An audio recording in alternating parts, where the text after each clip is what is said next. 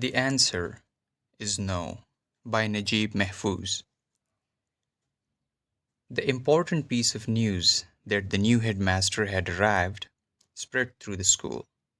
She heard of it in the women teachers' common room as she was casting a final glance at the day's lessons.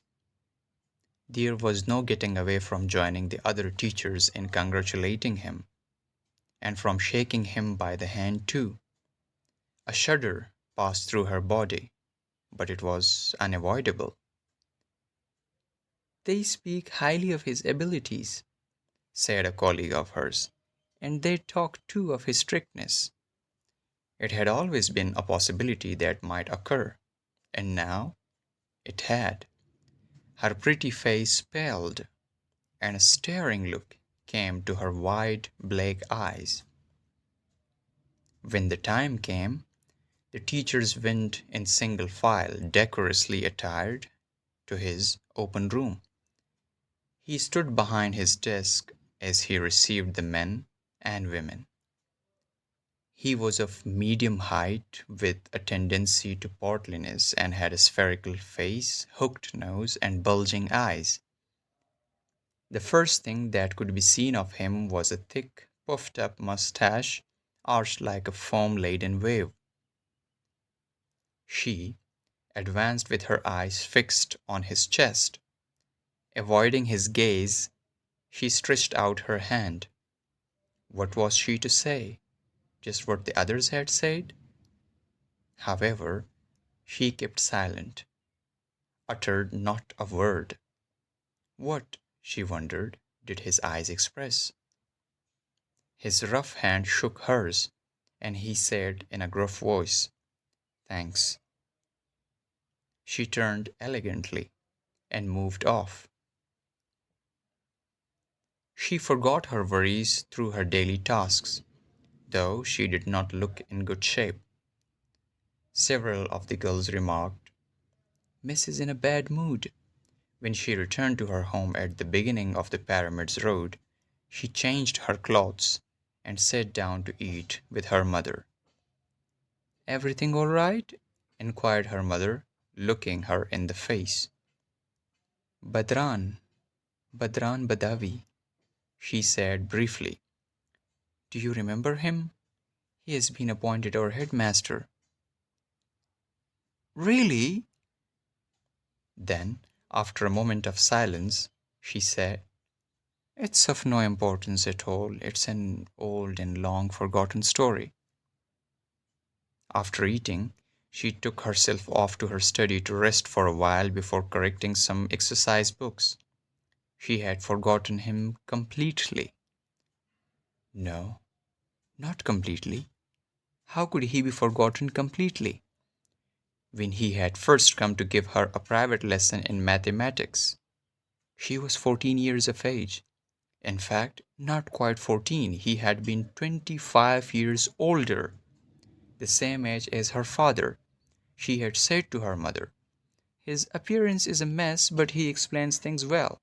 And her mother had said, "We are not concerned with what he looks like. What's important is how he explains things." He was an amusing person, and she got on well with him, and benefited from his knowledge. How, then, had it happened? In her innocence she had not noticed any change in his behavior to put her on her guard. Then one day he had been left on his own with her father having gone to her aunt's clinic. She had not the slightest doubts about a man she regarded as a second father. How, then, had it happened? Without love or desire on her part, the thing had happened. She had asked in terror about what had occurred, and he had told her, "Don't be frightened or sad.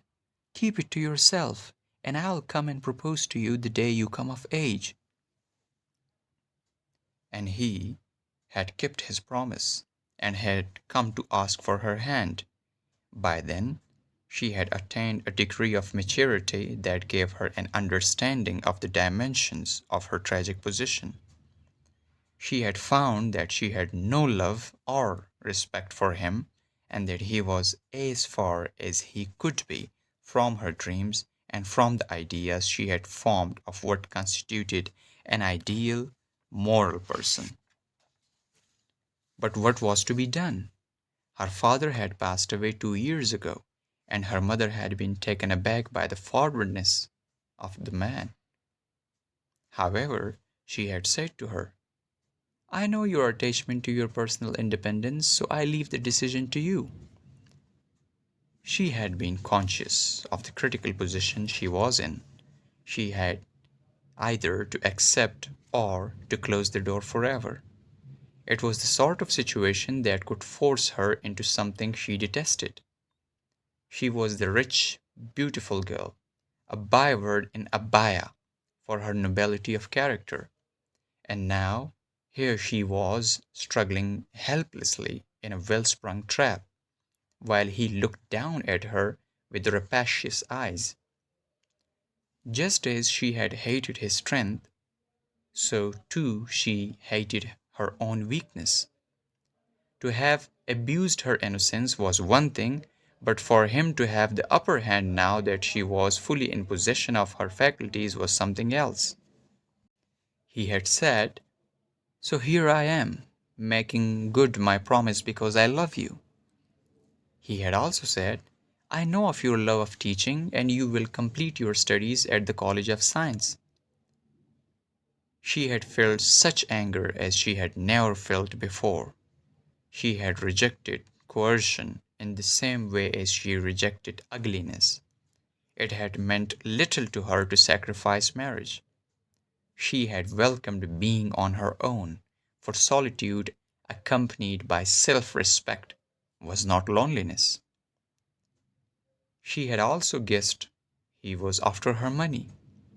She had told her mother quite straightforwardly, No, to which her mother had replied, I am astonished you did not make this decision from the first moment. The man had blocked her way outside and said, How can you refuse? Don't you realize the outcome? And she had replied with an asperity he had not expected. For me, any outcome is preferable to being married to you. After finishing her studies, she had wanted something to do to fill her spare time, so she had worked as a teacher. Chances to marry had come time, but she had turned her back on them all. Does no one please you? Her mother asked her. I know what I am doing, she had said gently. But time is going by. Let it go as it pleases. I am content. Day by day she becomes older. She avoids love, fears it. With all her strength, she hopes that life will pass calmly, peacefully, rather than happily. She goes on persuading herself that happiness is not confined to love and motherhood. Never has she regretted her firm decision. Who knows what the morrow holds? But she was certainly unhappy that he could again make his appearance in her life, that she would be dealing with him day after day, and that he would be making of the past a living and painful present. Then, the first time he was alone with her in his room, he asked her, How are you? She answered coldly, I'm fine. He hesitated slightly before inquiring, Have you not, I mean, did you get married? In the tone of someone intent on cutting short a conversation, she said, I told you, I'm fine. The end.